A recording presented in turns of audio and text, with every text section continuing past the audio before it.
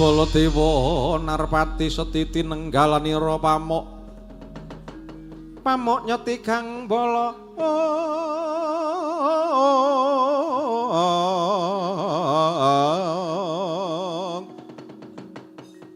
Langkung tresnanira marang Dyah Panon Jinawi. Oh. Menika kados dene Sina Prabu ing Mandura, Sina Prabu Baladewa. Bopo Penemban Begawan Durna. Inggih, Nger. Kula ing Bopeng Saka Lima Penemban Begawan Durna. Nggih. Bopo Begawan. Wonten dawuh, Nger. Dinten samangke kula waspadakaken saking katebian. Panjenipun kula linggar saking Pasewakan Agung dinten samangke kula ngulati dhateng lampahipun pun Semar Badranaya. Kula ngulati Semar Badranaya ing sampun mbeta wujuding kembang Wijaya Kesuma. Kula waspadakaken saking katebian Semar Badranaya pinanggih kalian Bapa Pendeta Durna. Leres menapa boten? Gudeg manyar-manyar sale kimbal sumarante semalole. Inggih Nger panjenipun Semar Badranaya pinanggihan kalian ingkang Bopeng Saka Lima. Lajeng kula waspadakaken Semar Badranaya maringaken wujuding kembang cangkok Wijaya Mulya dhateng Bapa Durna. Leres menapa boten? Ngaku napa mboten Adi Wirambana Dewa. Monggo Kakang Penemban. Inggih Nger lakar kaleresan. Panjenipun leres Semar Badranaya maringaken wujudipun kembang cangkok Wijaya Kusuma dhateng Penemban Begawan Durna Yidasat kula. Nggih. Kalih perkawis menika sampun panjenengan akeni piyambak. Inggih kula akeni Nger. Mongko nyatanipun nalikanipun Semar Badranaya nembung kalian penyanyi Kresna. Karang kadempel kenging pagebluk mayangkara. Iso jati temah mulya kalamun ta Semar Badranaya bisa gawa bali wujude kembang cangkok Wijaya Mulya nanging kok tundhone diwenehi karo Bapa Pendeta Durna. Ajeng mangke napa? Ajeng mangke napa Bapa Durna? Nggih kula nggih tuwen-tuwen mawon. Kula nggih tuwen-tuwen. Dadi Semar niki wau kula opahi, ngoten. Pun kula opahi supaya bisa nglebet wujuding kembang cangkok Wijaya Mulya. Sebab estunipun ingkang nandhang pagebluk mayangkara menika mboten kok karang kadempel nanging negari Ngastina nggih. Negari Ngastina menika kathah pepejah esuk lara sore tumekaning pati, sore lara esuk mlebu ICU.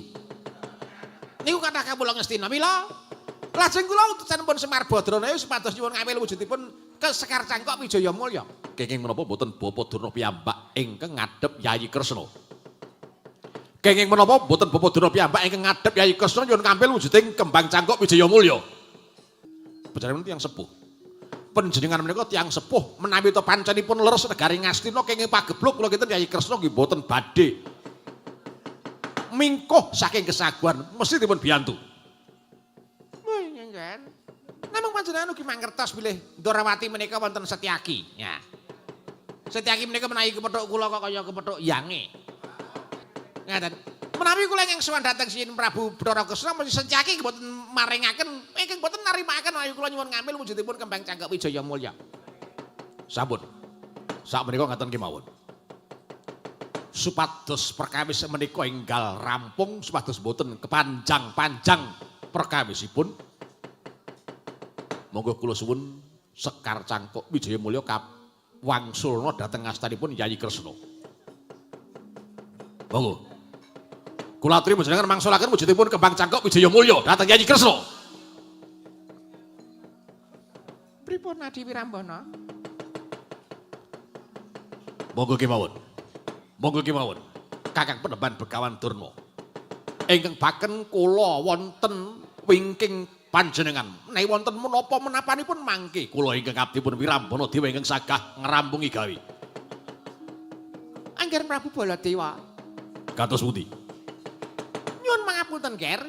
Menawi dinten samangke kula sampun bulat ing tekad sampun madhep mantep kula mboten badhe mangsulaken wujudipun kembang cangkep Wijaya Kusuma menawi dereng ngantos kula wangsul dhateng negari Ngastina nyaosaken dhateng Angger Prabu Duryudana. Bapa Durna. Wonten dawuh. Saderengipun kula ngatikalaken kamurkan kula. Monggo kula aturi bangsulaken Kembang Cangkok Wijaya Kusuma. Mboten kan. Bawadana. Wonten dawuh. Yen pancen panjenengan ra gelem balekake Kembang Cangkok Wijaya Kusuma. Dina niki yen to ngono kamurkaning Baladewa yen nganti Baladewa muring, yen nganti Baladewa tegel mara tangan marang Begawan Penemban Begawan Dana. Aja nganti disalahke Baladewa. Yayi Prabu Wirandana Dewa. Kula piyambak Kakang Penemban Begawan Dana.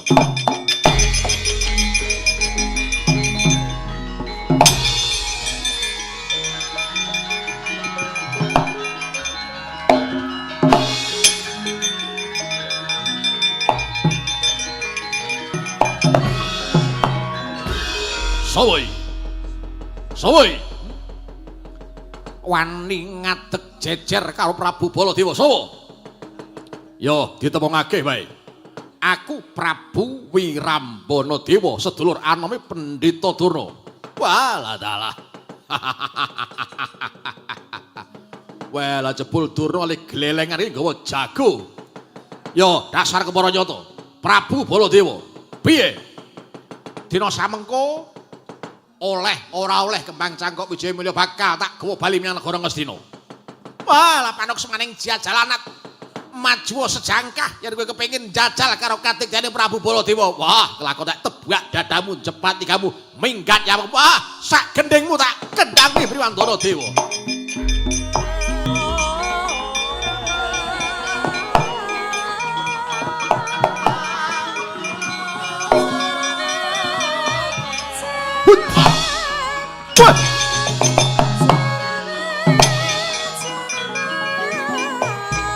Jagi.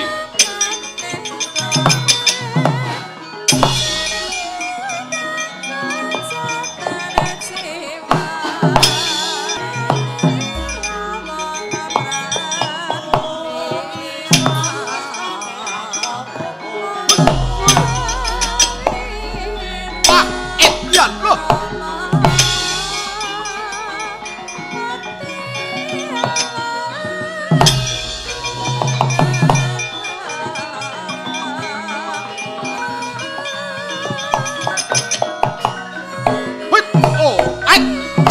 Jalukanmu, ayo. Mati dening aku kowe.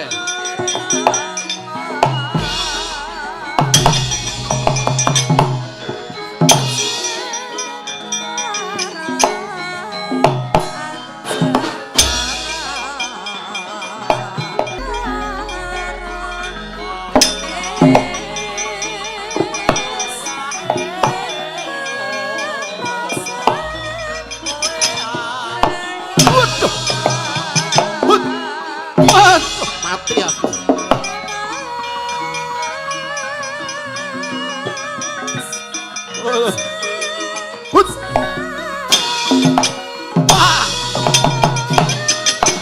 Waduh, mati aku.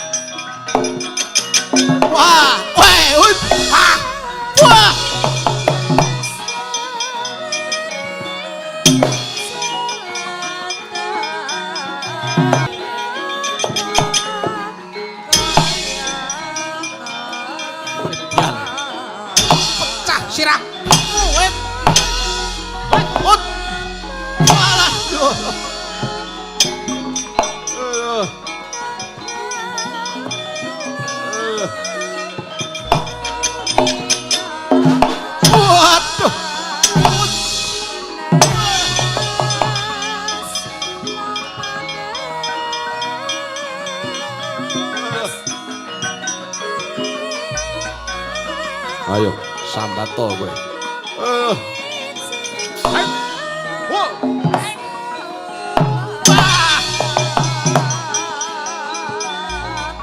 pupuh godo pecah sirahmu.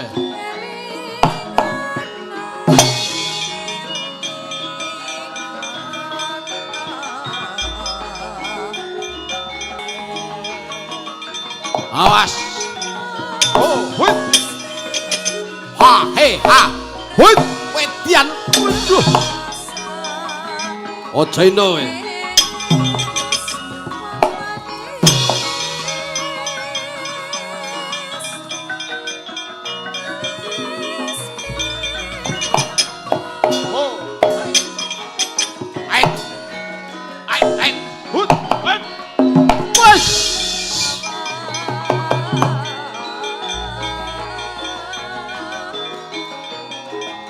Ya.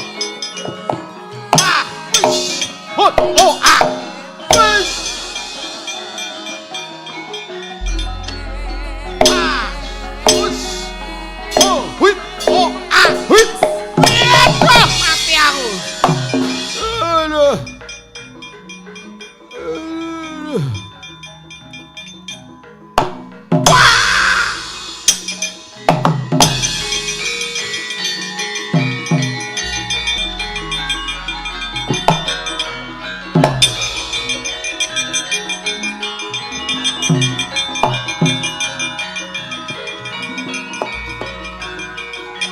Waduh.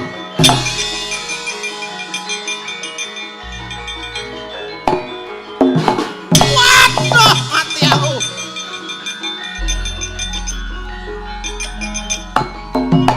Waduh, mati aku. Waduh, mati aku Setyaki.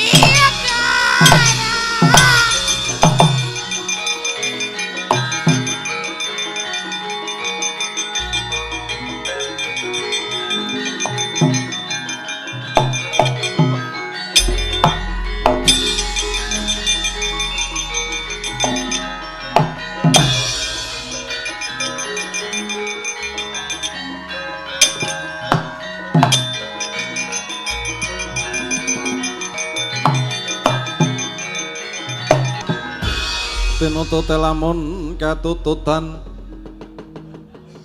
lamun mangsa prawira diktaya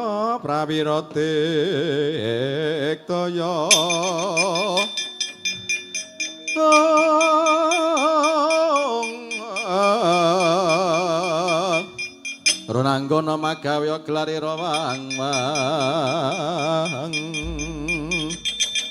oh Waduh. Kakang Penemban Begawan Durna. Kepiye Dewi Rambana Dewa? Wah, elah dalah. Trampil cukat trengginas satriya sing jeneng Raden Setyaki. Oh, Setyaki ki wis nenti-nenti pancen kaya ngono kuwi gaweane. Mana wong lagi enak-enak nglinting mbako. Angga sirah ditutuki nganggo templek kasti sak geleme dhewe. Oh, pancen penyakit Setyaki. Lajeng kersanipun Kakang Penemban Begawan Durna. Dewi Rambana Dewa, Wonten dawuh. aku bakal nggawa senjata. Aku bakal nggawa senjata pamunah Satru Sekti. Badhe ngasta senjata pamunah Satru Sekti. Tak gawake Kanjeng Kiai apa jenenge Cundamanik. Tak gawake Cundamanik ketaman Cundamanik ora gladran kuandamu. Oh, meguru pitong turunan kowe Setyaki kowe.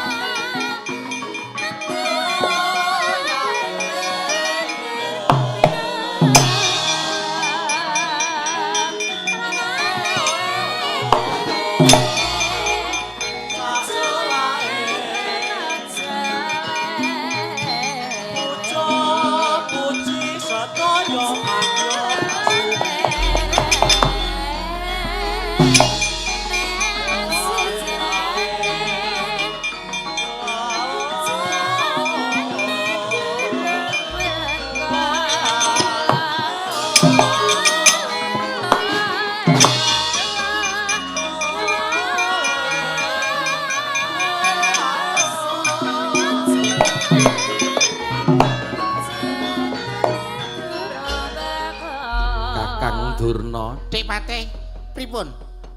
Sampeyan kok terus nyandak Kanjeng Kyai Cundamanik? Nggih. Niki nek dinengke mawon ming dedawa wektu ora ana paedahe. Ngaten. Dina niki kula wis kepanjingan wujude kembang cangkok Wijaya Mulya dadi arep mungsuh sapa-sapa kula ora wedi. Terus sampeyan nggawa Cundamanik? Nggih. Ajeng kula labrak setyaki karo Prabu Baladewa. Sampeyan ora wedi. Wedi ki nggone teng pundi? Dik Patih, Wonten dawuh. kula wis nyepake wujude Gendhaga. Gendhaga niku Gendhaga niku kono nggo wadah napa-napa ngoten. terus karep sampeyan Setyaki ajeng kula tamani Cundamanik. Mangke nek setyakipun mati, ajeng kula wadahi Gendhaga. lho. Gendhaga niku rak wujude ming cilik mosok mengke sencaki iso mlebu. Oh, sampean ora ngerti. Sampean ora ngerti. Ana paribasan cilik double telu. Ketoke cilik jebul sedeng ngalu.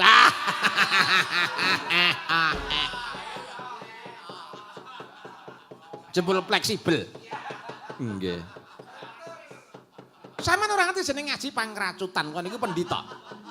Kula niku pendhita duwe ngelmu saka kanuragan nganti tekan kasampurnan, kula niku wagal lembut pun kula caki kabeh. Nggih.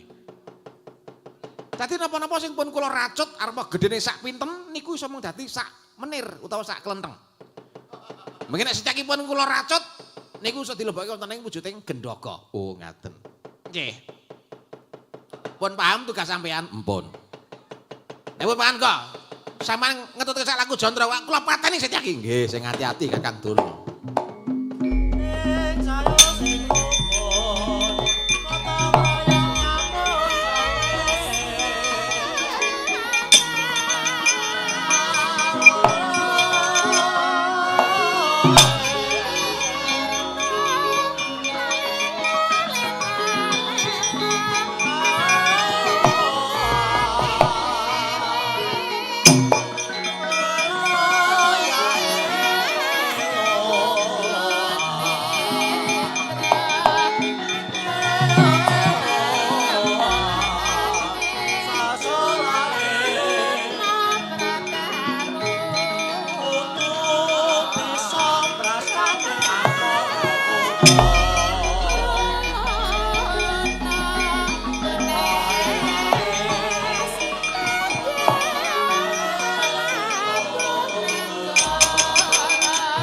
Biar kowe secaki.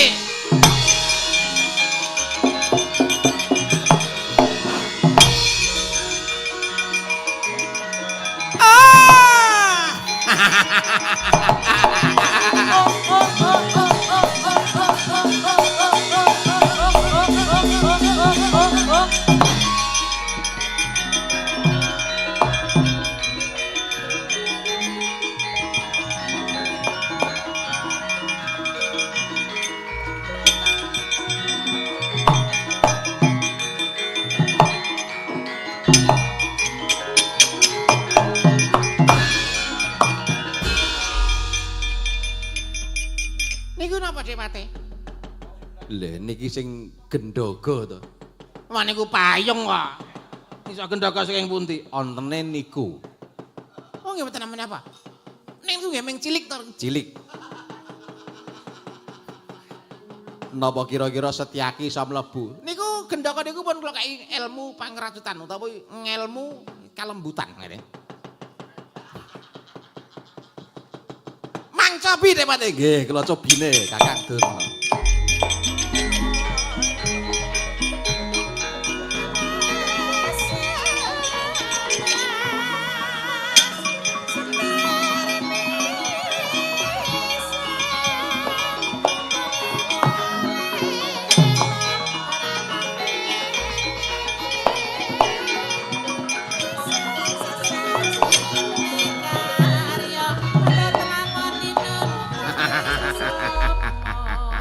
Pripun Dik Patih?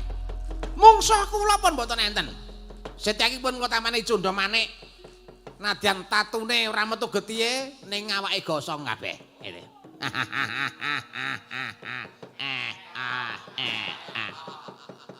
Wah, wis ora ana meneh sing seneng ngantemi kalih Pendhita Durna. Nggih.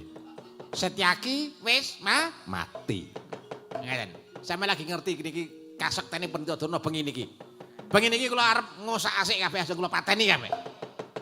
Nggih. Setyaki pun mati. Mpun. Nika Baladewa sing meta-meta nika. Aja kula pateni sisan. Wo ngaten. Mangke nek Sunung Prabu Baladewa nika wis mati, mang lebokke teng gendaka niki melih. Wo nggih. Napa nggih sedeng? Sedeng pun, sedeng lah. Niki napa-napa sedeng kok ketek cilik kaya ngoten. Nggih. Mangke nek kira-kira rada sak dijembeng sithik. Mboten apa-apa niku saking silikon niku. Nggih. Kula jajale Prabu Baladewa Monggo mawon ngatos-atos Kakang Durna.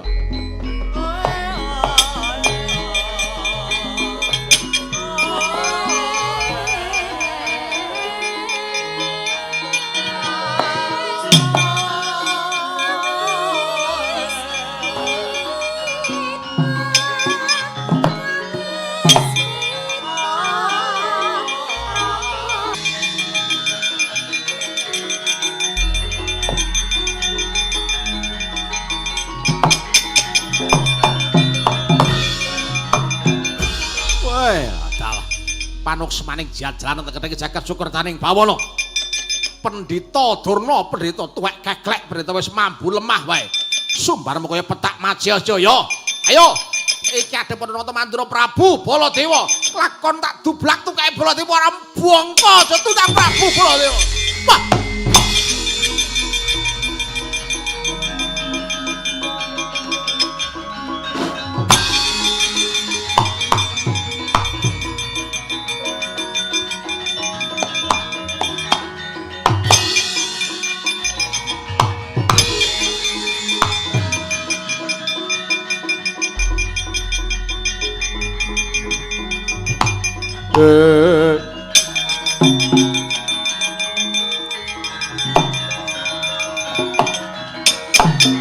Amuk Suramrata, Jayamrata imbang yen padha padatan. Ayo, aja mung Pendhita Durna sing maju.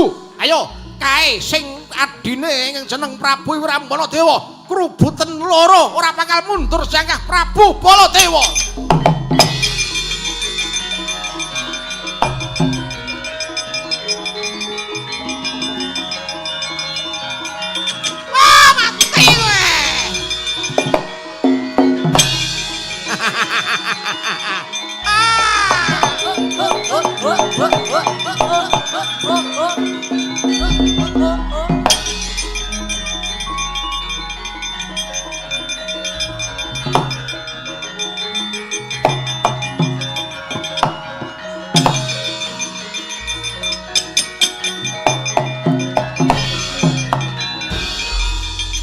Iyeng.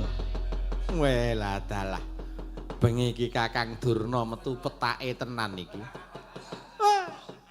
Rumangsane apa? Aku nang Gunung Kidul iki dadi pala. Karo dalang-dalang Gunung Kidul iki dadi sia-sia. Wah, bengi iki tak ketoke kadegdayane Pendhita Durna. Ayo, Setyaki mati wis tak lebokke gendaka. Baladewa meta-meta. Ampun sremata jematan omongane ra cetha.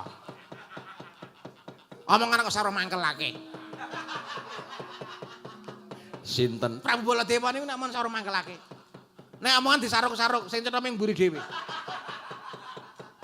Sabat-sabat ngidulnya no. Sinten? Niku Baladewa niku.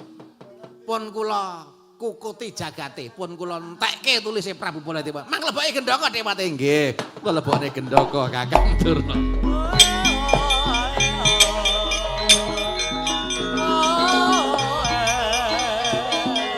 Iya.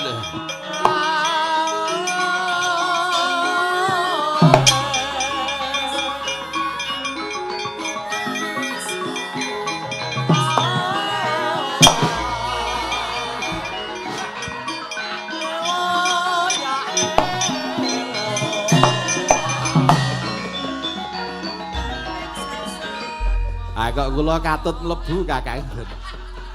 Wah, sampean kurang mreno ngati-ati kok. Gendaka niku enten jeglongane. Kula malah rekane nglebokke Sira Prabu Baladewa lah kok malah mlebu Gendhaga. Kula dadi cilik banget nika. Acak ngoten niku, mula niku nek nyambut gawe niku sing ati-ati. Cok kadang kala niku napa-napa cok iso mlebu dhewe, ngoten. Nggih, Kakang.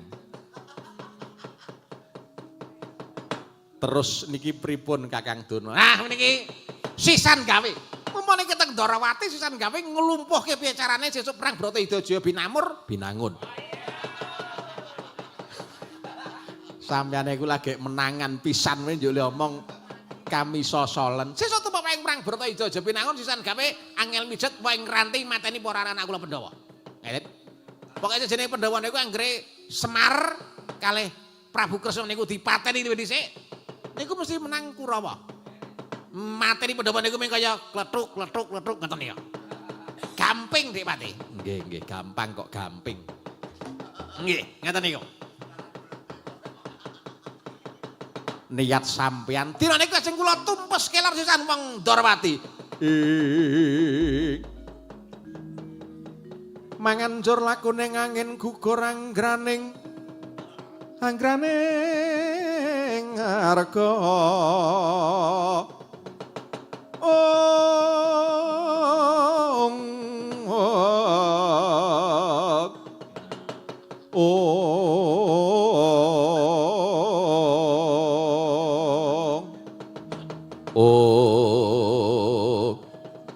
kocap nalika semono girang-girang gumuyu nenggih penembahan Begawan Durna Ungguling Yuda nalika semono datan prayitna ingkang kecelap-kecelap saking dirgantara nenggih Kanjeng Kyai Sunjata Cakra dupi ngawuningane Raden Setyakitun Prabu Baladewa sirna marga layu kalebetaken ing Kendhaga kaya datan muringa sigra angajar nenggih sang penembahan Begawan Durna sakwadya balane geger bubar mawut pabarisaning penembahan Begawan Durna.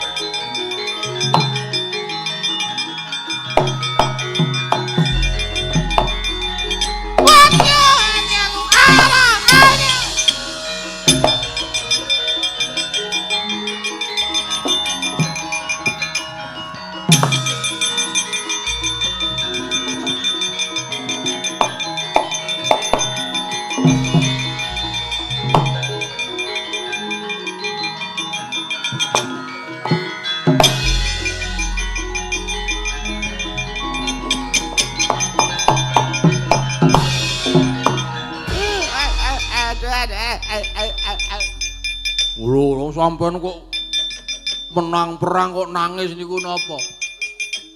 Kagak ora ngerti lakonku. Ing sekawit aku iso ungguling yuda Setyaki tak pateni. Prabu Baladewa tak pateni tak lebokne Kendhaga. Wah, lah kok jebul Sunjata Cakra kuwi kaya ngerti batin atine menungsa. Aku dipolong ganteng karo Sunjata Cakra. Uyung-uyung, niku terus mengko nasibe awake dhewe pripun iki? Kaya mengkari ngenteni karmamu, Gak.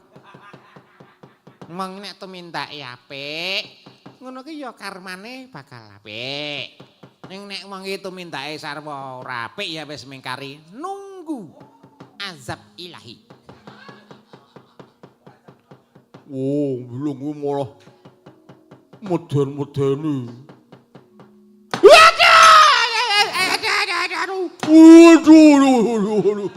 Waduh. Waduh, mati aku, Gak. Oh, aku ya mati aku.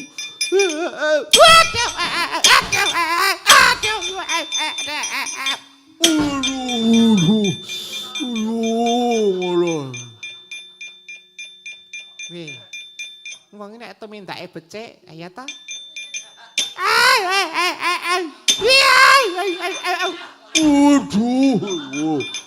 Waduh, ya Ah.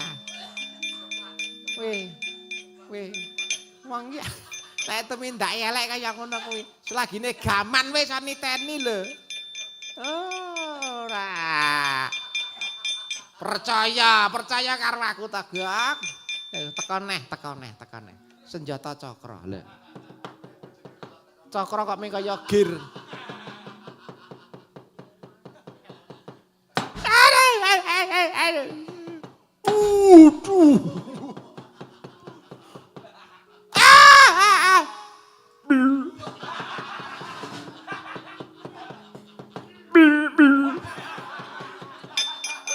Tarak tenan ta. Ya senjata cakra ki ngerti wong sing apik ya ora dikapak-kapake. Lha, lingat ta. Ada.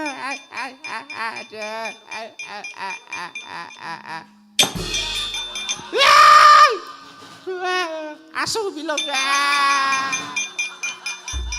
Oh, bilong. Wong ana wong keweden kok malah dugang ora niku terus pripun niku penambahan Begawan Durna. Iki nek aku ora kena dayane Kembang Cakak Wijaya Mulya tak kira wis mati mau kok. Oh, nggih, kula nggih niku. Terus niku pripun? Adi Priyambana Dewa Patih Sengkuni Kurawa gendera digulung nekuk penjalin golek apa jenenge? Golek beling. Oh, kok golek beling. Nyimpang marga ayo.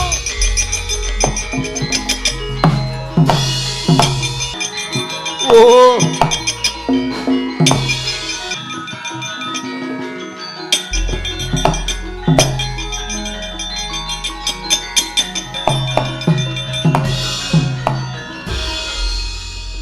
Sigra kang bala tumingal prang cambo samya ngetali wuwus lir dadet wileting gata danyanggung manguncang nidi. Oh, weh lah dalah, weh lah kok jebul kriwikan dadi grojogan geguyon dadi tangisan. Yayi Dimas Setyaki kapuping Rananggana gugur madyaning palagan. Sinuwun Prabu Baladewa uga mangkono. Ketaman senjatane Pendhita Durna gladran kuandane. Welah dalah. Sinuwun Prabu Sri Bathara Kresna ngaturaken duta penglawung. Paduka wonten pundi sinuwun? Ora kanto paduka Prabu Baladewa kalian Yayi Setyaki gugur madyaning palagan sinuwun.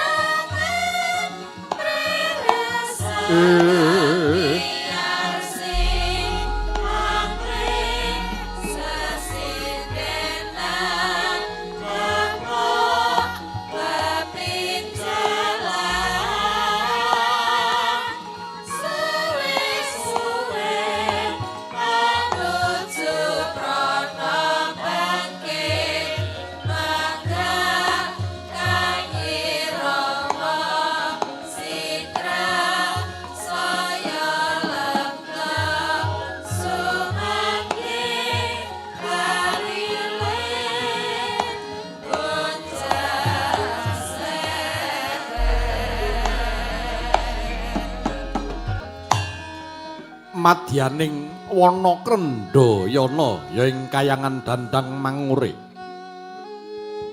Nalika semana Sang Prabu Duryudana ingkang wis sawetawis wanci mesanggrahing kono sigra pinapakan dening Sang Pandya Bathari Durga. Nalika semana arasa imbal pangandikan kumangkana ingkang pangudya semaraning driya lamun kawedharing kathah.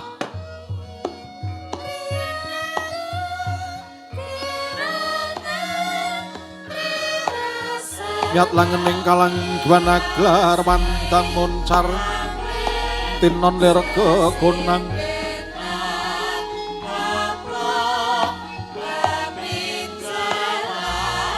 surem sorote tanpa padang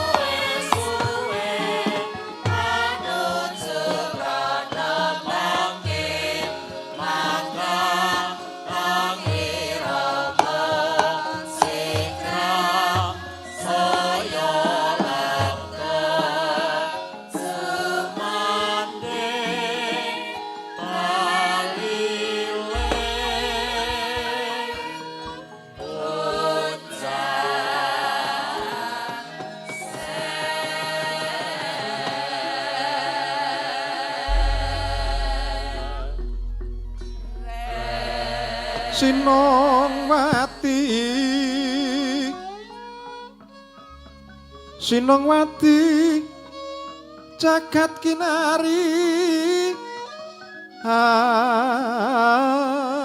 among mbak lumembak ombak ing samudra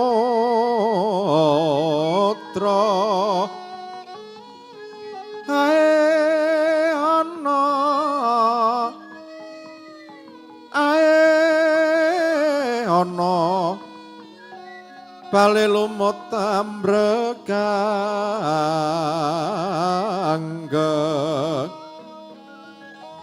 awito denceng-dencengan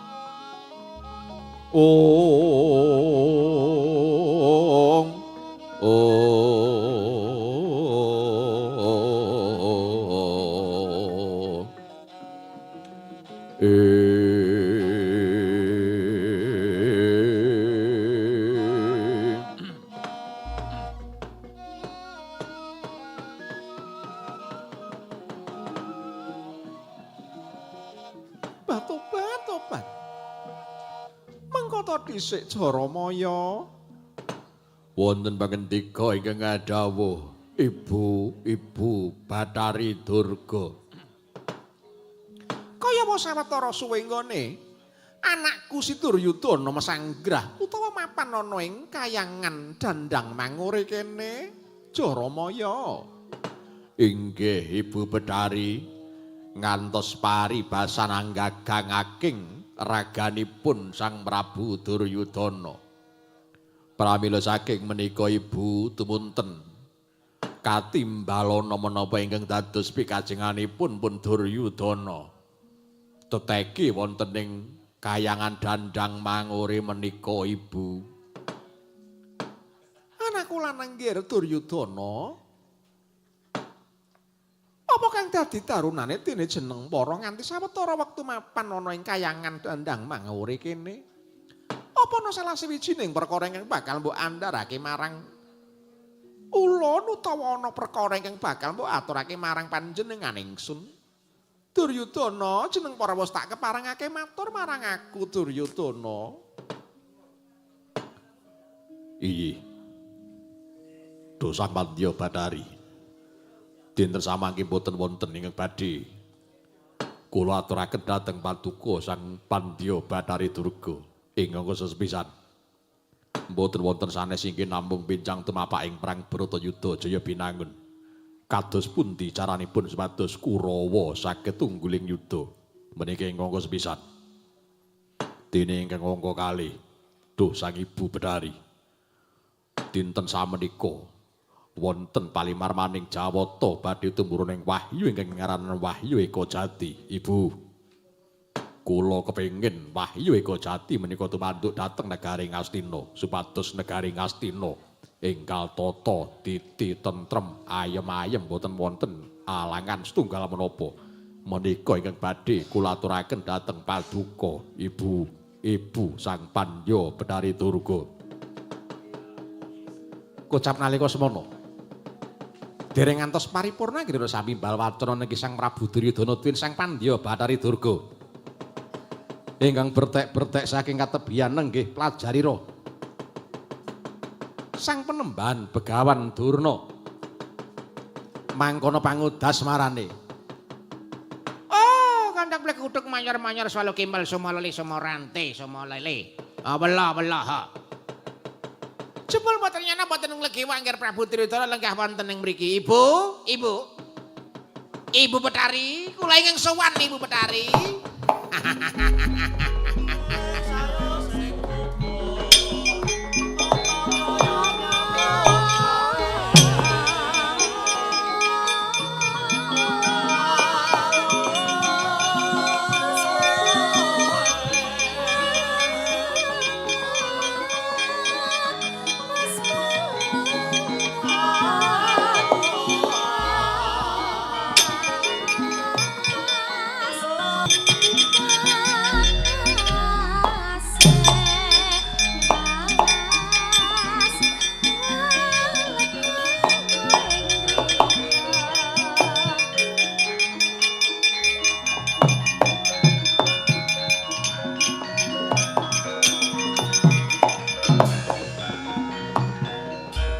Katri gumulung mangrempak ing wadya Kurdakara reh kagiri-gira nanggana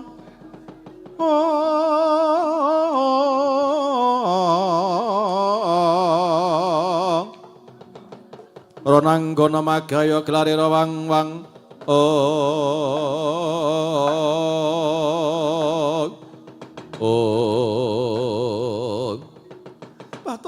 Tobat. Iki kaya ana pisawane si Durna ya si Kumbayana. Oh, inggih Ibu Bathari, kula ingkang sowan Ibu Bathari. Piye Durna kabul kawusanane nggonmu? Nglembut wujuding jamus utawa kembang cangkok Wijaya Kesuma Durna?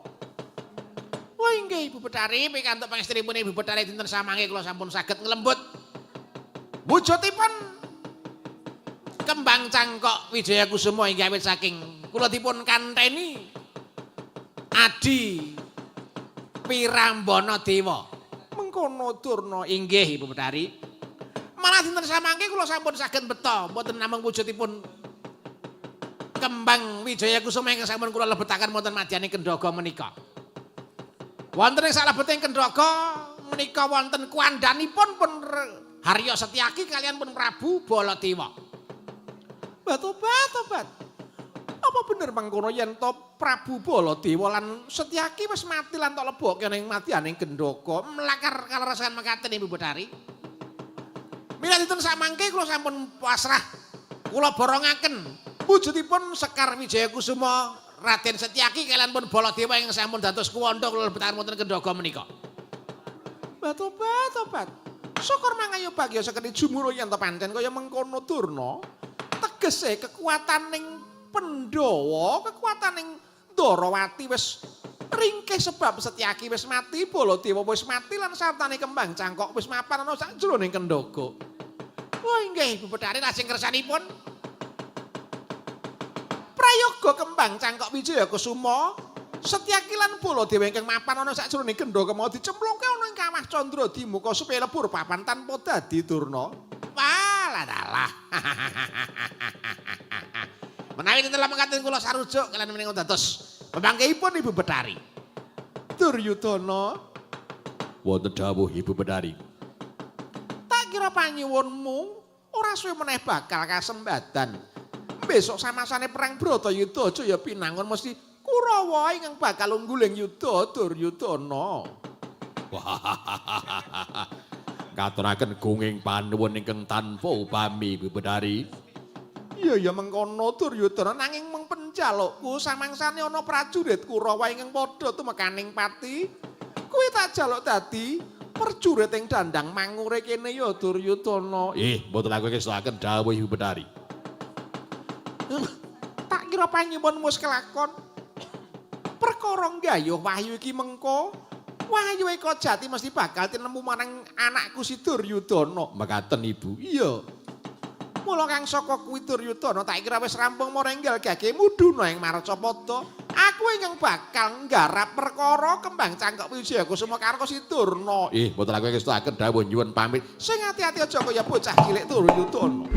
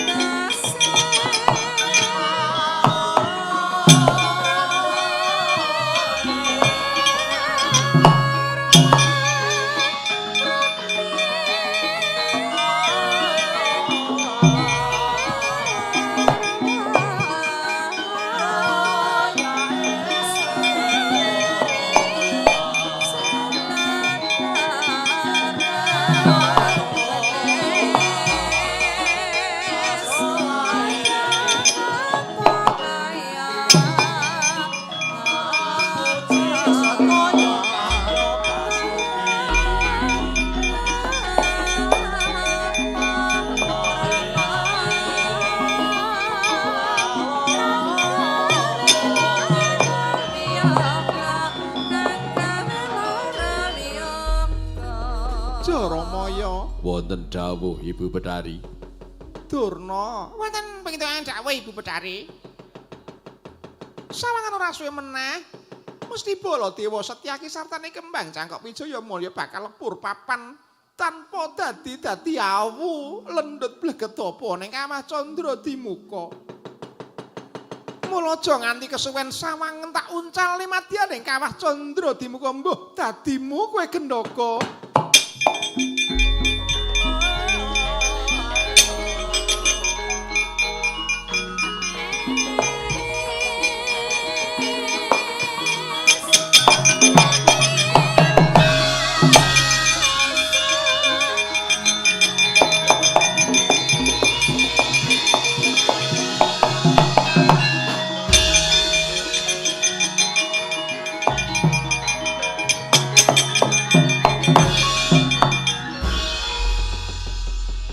Padha mati ajur ana ing Kawah Candra Dimuka. Mekaten Ibu. Iya Durna. Ayo sawise sak mangkono saiki mbacotake laku goleki si Abimanyu Durna. Lajeng keparingipun Ibu Betari. Aku tak mancing ana ragamu Durna, mengko samangsa-mangsa kepethuk Abimanyu kepiye carane Abimanyu cokoten karepen tumekaning pati. Lah ngerol meneh niki kula mengke. Edian. Bengi iki niku luar biasa Ibu Betari, matur sembah nuwun. Iya Durna ora dadi ngapa mara gage. Merem aku tak mlebu ning jiwa ragamu ngestaken dawuh Ibu Betari.